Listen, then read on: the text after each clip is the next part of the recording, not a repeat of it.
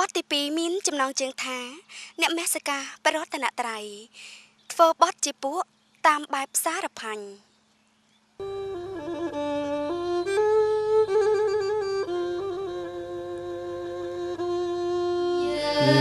ខ្ញុំ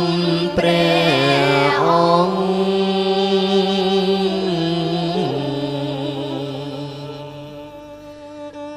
សូមថ្វាយបង្គំ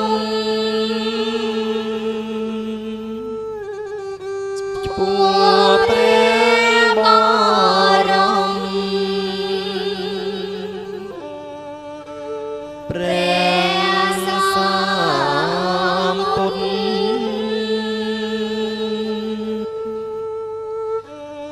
ទ្រង់ត្រាំដឹងធម៌ជ្រៅបំផុត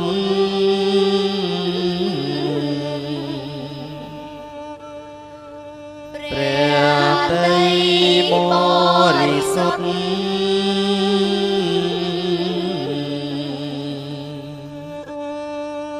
គុណកាំងរណាបង្គំព្រះធម៌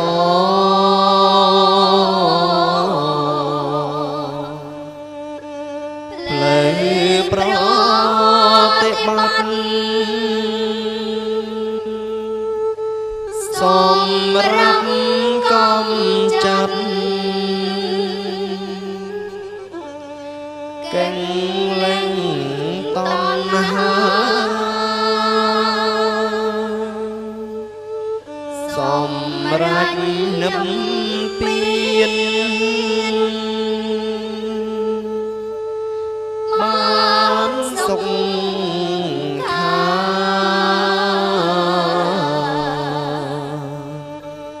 ឆ្ល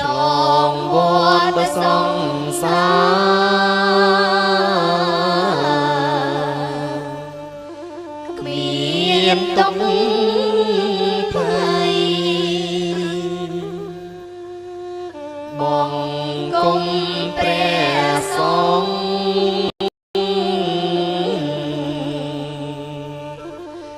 តំណាងព្រះពុទ្ធមានសិលបរិសុទ្ធកាន់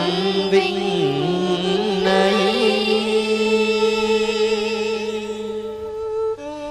ទេសនាទូមានជនប្រស្រី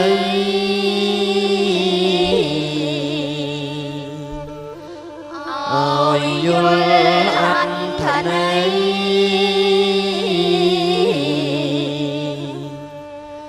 ព្រះធម្មមានដោយអានុភាព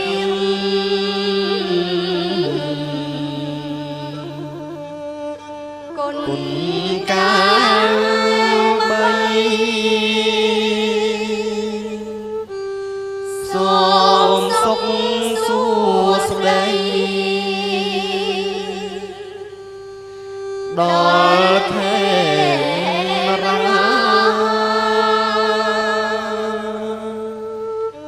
សូមមានជ័យជោគរួចទុក្ខ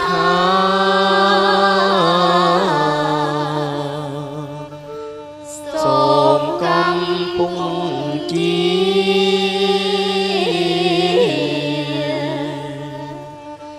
បា